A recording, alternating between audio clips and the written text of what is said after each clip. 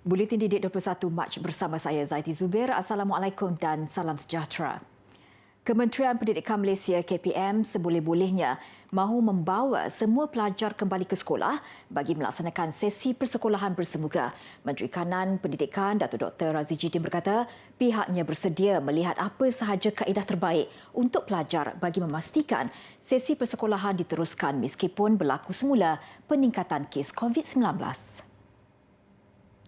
Sehubungan itu, pemantauan rapi akan dilakukan KPM sepanjang sesi persekolahan menyeluruh yang akan bermula bulan hadapan. Tindakan di peringkat kementerian ketika ini adalah sentiasa merujuk kepada Majlis Keselamatan Negara MKN dan Kementerian Kesihatan Malaysia KKM sebelum memutuskan sebarang keputusan. Di KPM kita komited untuk terus memastikan supaya anak-anak ini dapat terus ke sekolah secara bersemuka.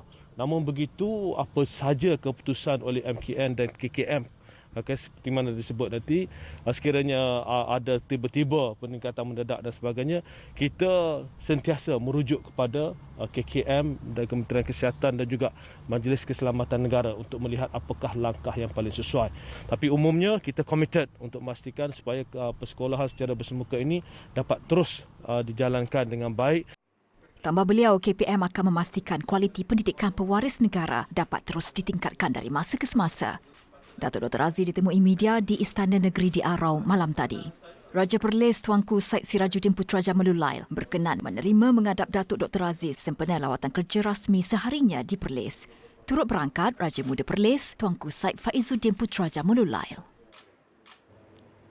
Dalam pada itu, Datuk Dr. Razi Jidin memberi jaminan bahawa Kementerian Pendidikan Malaysia KPM akan memastikan semua pelajar dapat menguasai tahap minimum yang ditetapkan sebelum mereka meneruskan pengajian ke peringkat seterusnya apabila tamat sesi persekolahan tahun ini. Berkaitan dengan penguasaan murid darjah 1 sebagai contoh, sama ada mereka bersedia untuk murid tahun 1, sama ada mereka bersedia untuk ke tahun 2 dan sebagainya. Dan seperti mana saya jelaskan tadi bahawa kementerian telah mengambil kira semua perkara ini dan apa yang penting kita ingin memastikan supaya murid kita dapat menguasai tahap minimum seperti mana yang ditetapkan sebelum mereka dapat meneruskan ke peringkat yang berikutnya, insya-Allah. Datuk Dr. Razi mengulas demikian ketika ditanya mengenai kegusaran ibu bapa yang disuarakan menerusi forum dalam program Malaysia Prihatin di Dewan Sivik Arau Perlis. Forum yang dihadiri Jabatan Pendidikan Negeri JPN dan 208 orang wakil Persatuan Ibu Bapa dan Guru PIBG ini berlangsung selama 2 jam. Selain penguasaan murid dalam pembelajaran, isu lain yang turut disentuh PIBG adalah mengenai cara bagaimana murid dapat menghabiskan kurikulum dalam tempoh yang ditetapkan. Menurut Datuk Dr. Razi, KPM sentiasa berusaha memastikan kualiti pendidikan berada di tahap yang tinggi. Justru, KPM akan terus menganjurkan program seumpama ini yang melibatkan seluruh komponen penting dalam ekosistem pendidikan negara. Ia platform buat KPM berkongsi cabaran dan rintangan dihadapi sepanjang tempoh negara berdepan pandemik COVID-19 sejak setahun yang lalu, di samping memberi penjelasan dan berkongsi pandangan isu semasa. Sementara itu, menurut Datuk Dr. Razi Jidin, penutupan sekolah sama ada secara menyeluruh atau melibatkan sebahagian bangunan tidak dilakukan secara sembrono tetapi mengikut nasihat pihak Pejabat Kesihatan Daerah PKD. Penutupan mana-mana sekolah yang didapati berlaku kes positif COVID-19 adalah berdasarkan analisa dan penilaian risiko dilakukan pihak terbabit. Sebab PKD lebih faham. PKD ini untuk setiap kes mereka akan membuat analisa risiko yang mendalam. Jadi dalam konteks ini sekiranya PKD kata kelas tertentu perlu ditutup, maka kita akan tutup kelas tersebut. Sekiranya PKD kata tingkat tertentu dalam bangunan tersebut perlu ditutup, maka kita akan tutup tingkat tersebut. Dalam konteks lain mungkin PKD akan kata berdasarkan analisa risiko satu bangunan perlu ditutup, maka kita akan tutup bangunan tersebut. Namun kalau PKD mendapati bahawa seluruh sekolah itu perlu ditutup, maka kita akan tutup. Sebab itu kaedah kita sekarang ini berdasarkan maklumat dan analisa yang ada. Sehubungan itu, beliau meminta semua pihak dapat memahami bahawa KPM bekerja rapat dengan pihak yang profesional yang tahu dan lebih faham tentang keadaan semasa dalam usaha memastikan sesi persekolahan dapat berjalan dengan selamat. Yayasan Pelajaran MARA YPM mensasarkan penyampaian sumbangan kepada 44,400 pelajar di seluruh negara melalui program Skim Bantuan Persekolahan tahun 2021. Pengerusinya, Datuk Dr. Muhammad Nizar Sudin berkata, sasaran itu melibatkan program kerjasama bersama Kementerian Pendidikan Malaysia KPM dengan peruntukan lebih 2.6 juta ringgit. Ya, yang paling pentingnya ialah sebelum ni kita banyak memberikan berkaitan dengan bantuan persekolahan. Tahun ini pun kita buat bantuan persekolahan, tapi kita terus menyalurkan bantuan persekolahan itu kepada sekolah terus, ya, sekolah terus, dan kita bagi sumbangan direct kepada para pelajar yang menerima manfaat terus. Ya, sebelum-sebelumnya kita bagi beg sekolah, kita bagi pakaian sekolah, tapi kali ini kita ubah sedikit dalam keadaan pandemik yang luar biasa ini. Bantuan itu kita berfokus dan bersasar terutamanya kepada pelajar B40 yang kita kenal pasti terus kepada pelajar dari terus. Ya.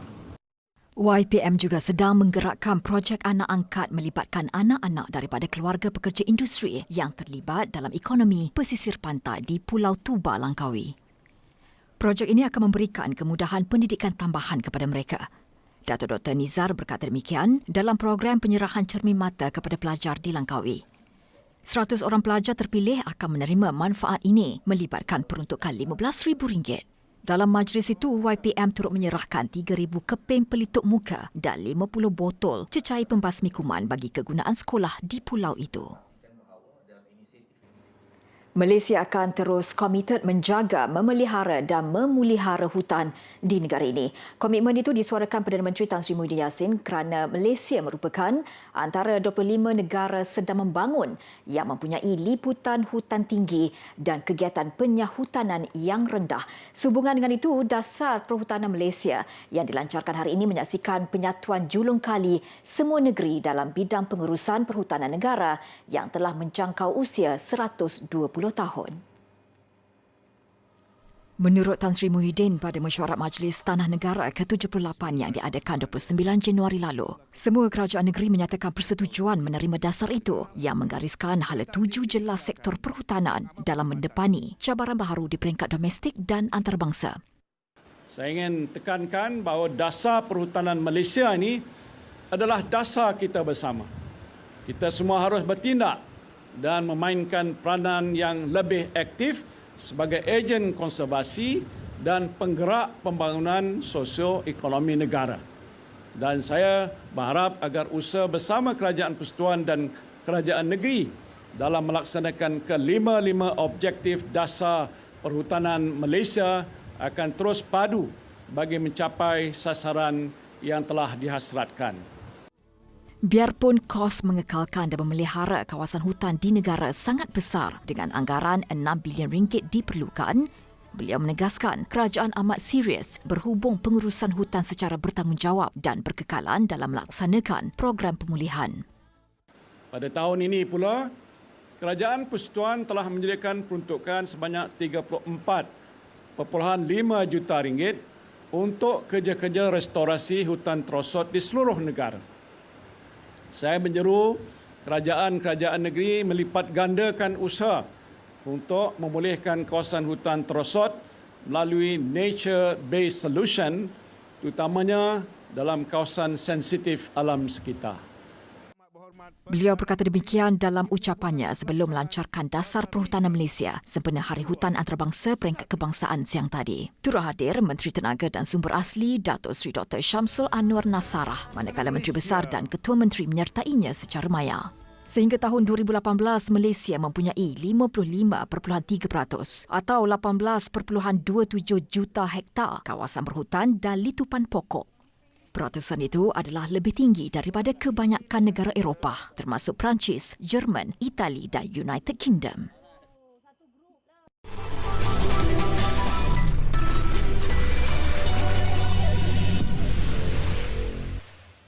Bersuk kembali, Cak Na dengan masalah kesesakan ketika waktu masuk dan pulang sekolah, SK Seri Pristana Sungai Buloh mewujudkan parkir khas untuk perkhidmatan van sekolah. Inisiatif ini turut memudahkan pergerakan murid ke van sekolah masing-masing dengan lebih cepat. Kawasan parkir khas ini membolehkan 15 van sekolah menunggu di situ pada satu-satu masa.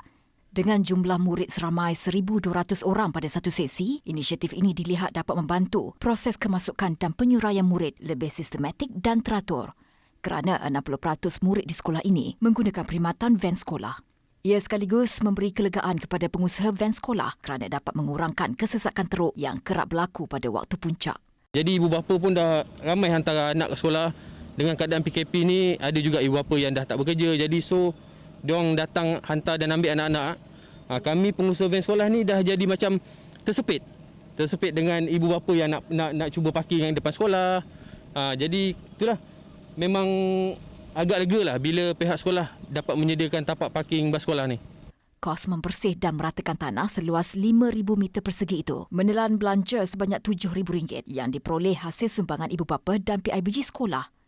Inisiatif yang bermula sejak minggu lalu ini digerakkan oleh 10 individu yang terdiri daripada guru-guru, wakil PIBG dan wakil pengusaha van sekolah.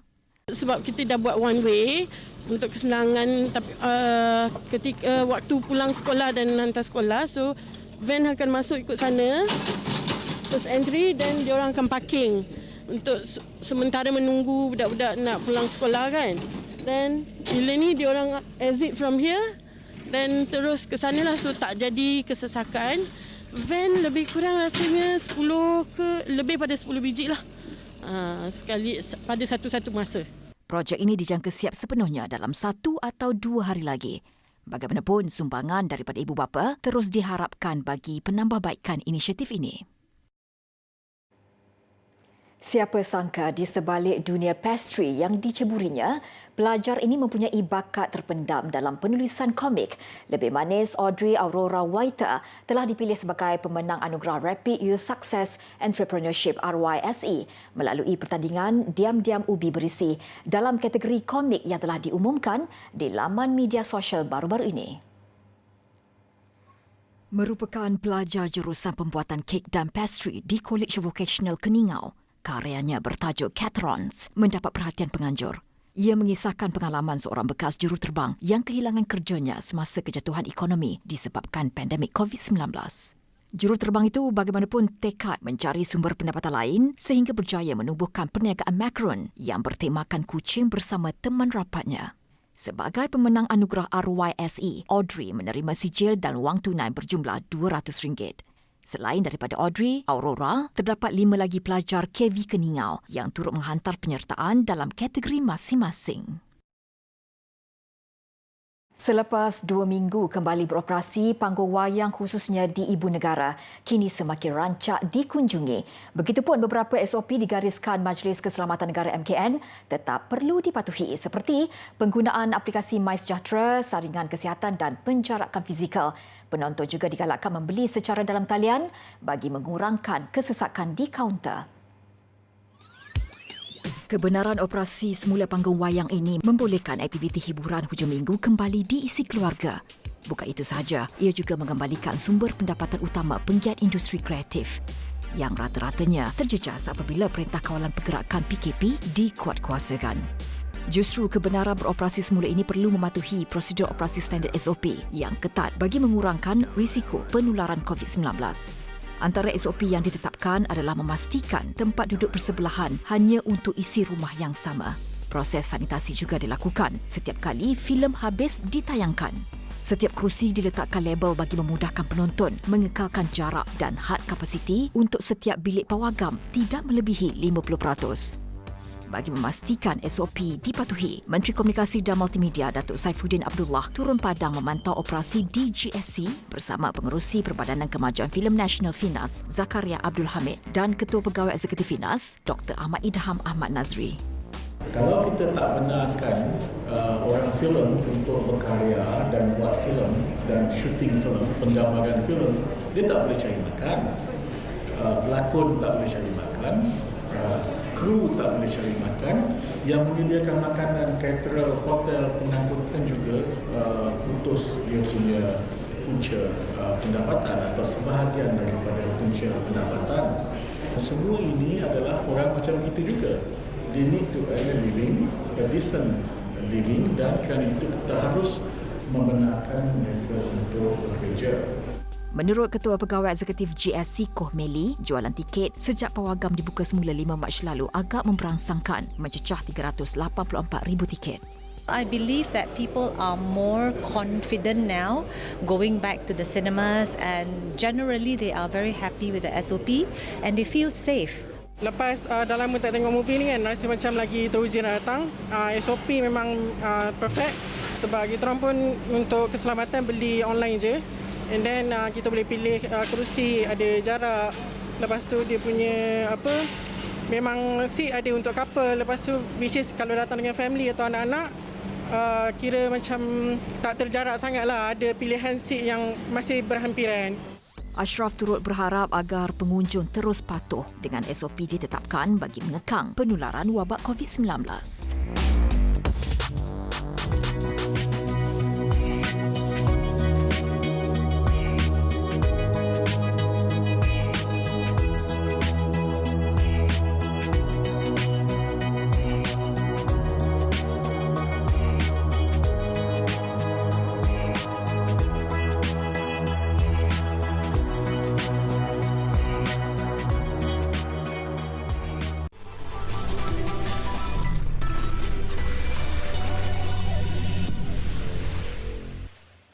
Pendedahan awal dalam dunia animasi bagi kanak-kanak adalah salah satu cara meningkatkan kebolehan mereka, terutama bagi yang mempunyai bakat dan mahu terlibat dalam dunia animasi sebagai kerjaya.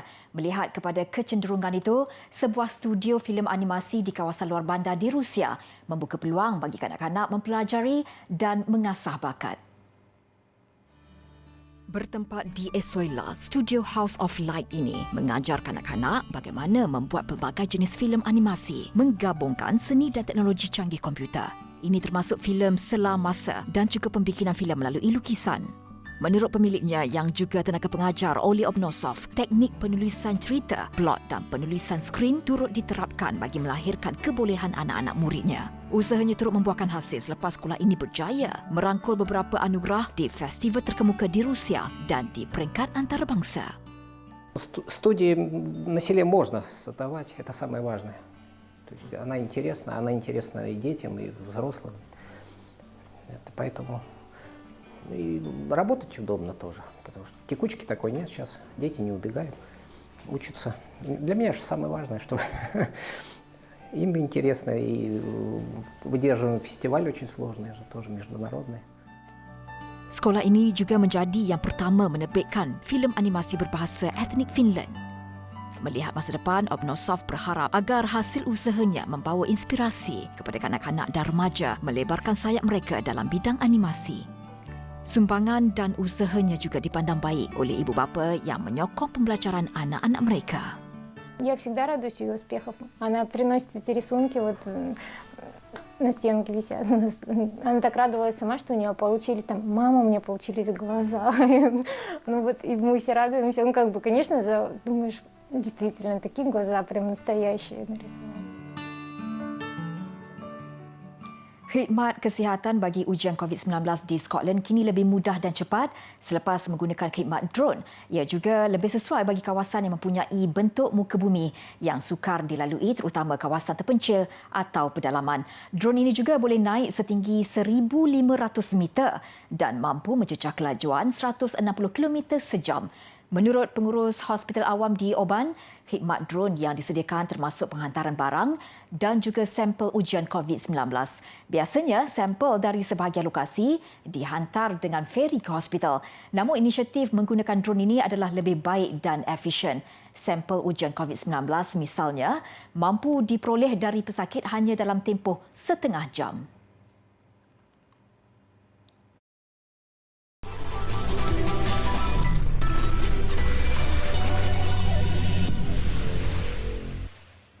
Sebuah muzium di Rusia menempatkan salah satu permaidani tertua di dunia, berusia lebih 2,500 tahun. Permaidani Pazyryk ini dipercayai berasal dari Empire Persia dan ditemui dalam satu eksplorasi arkeologi di sebuah kubur di kawasan pergunungan Altai pada tahun 1949. Di bahagian tengah, ia dihiasi dengan corak gabungan burung dan singa serta rusa. Di bahagian tepinya pula, terdapat 28 corak individu menunggang kuda. Pada awalnya, penemuan permaidani menimbulkan persoalan kepada ahli saintis. Apa yang menghairankan, ia dipercayai digunakan pada satu tempoh yang agak lama dan tertanam di kawasan Ibun Abadi. Namun ia masih utuh dengan warna yang baik iaitu merah, kuning dan biru. Selepas penyelidikan dilakukan, saintis percaya permaidani ini dibuat menggunakan bulu kambing yang diwarnakan dengan kaedah khas melibatkan fermentasi menjadikan warnanya kekal lama. Pemain perseorangan lelaki negara Lee Zijia berpeluang merangkul gelaran juara badminton seluruh England buat kali pertama. Zijia akan turun pada perlawanan akhir dijangka jam 9 malam ini dan pada aksi separuh akhir semalam, Zijia menepati ramalan apabila menewaskan pesaing dari Belanda, Mark Kaljau. Masih teruja dan bersemangat selepas kejayaannya menyingkirkan pemain nombor 1 dunia Kento Momota di suku akhir. Zijia membuktikan kehebatannya dengan kemenangan 21-13, 21-17 menewaskan Mark Kaljau. Pemain ranking ke-10 dunia membaiki penampilannya dalam kejohanan All England kali ini. Edisi tahun lalu, kemarahan Zijia disekat oleh pemain Denmark, Victor Axelsen di peringkat separuh akhir. Kini dia berpeluang menebus dendam apabila akan berdepan Axelsen sekali lagi di perlawanan akhir sebentar nanti di Birmingham, London. Menutup tirai buletin didik malam ini, visual makmal dan sekitar 5,000 hektar taman bunga jenis Camellia milik jenama terkemuka dunia Chanel di Perancis. Dengan itu, saya Zaidi Zubair. Assalamualaikum dan salam ceria.